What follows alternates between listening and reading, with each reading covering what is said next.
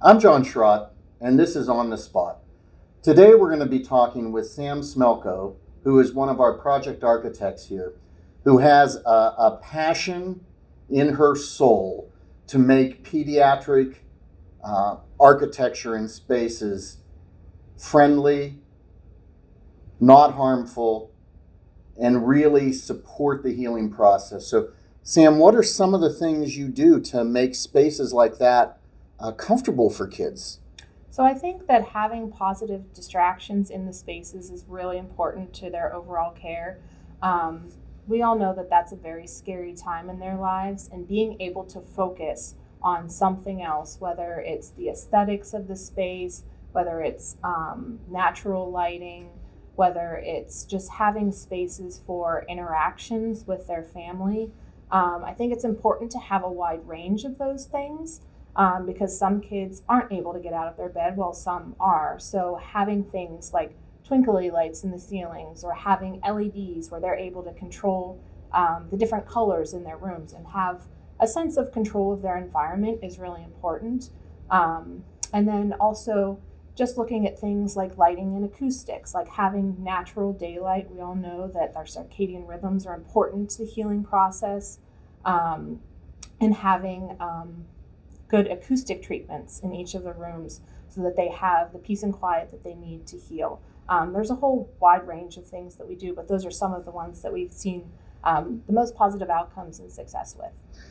So, obviously, we design for the patient who is the kid, but from what I heard from you, you're designing a lot for the parent as well. So, we're trying to engage parents, right, in the whole care process. 100%, because we all know that kids feed off of their parents' emotions. And so having that parent also have that sense of control, that sense of security, that sense of a little bit of their own space is also really important. So particularly when we're looking at the patient room design, having a little bit of space for the parents themselves, sometimes giving them their own TV to have a place to relax in the evening.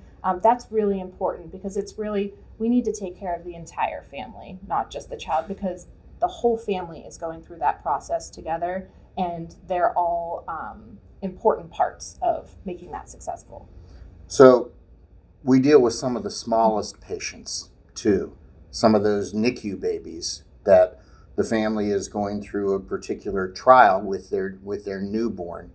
What are some of the things we do, because obviously that patient can't talk to us, what are some of the things we do in NICU spaces? In NICU, obviously that is a little bit different. So it's not necessarily so much about the flashy lights and things like that, but the natural daylight is one of the things that's really important so that the babies also start to build that circadian rhythm. Having a place for parents to come and having that individual room where they're able to bond with their child. We've done things like putting booms in so that we can have kangaroo care so that you don't have to, the baby can move to you even when they're connected and getting their treatments, but being able to hold that child is very, very important. Having proper acoustics, particularly in NICU, we actually rate the walls a little bit higher than some of the other spaces because having not too many sound distractions is really important at that stage of life.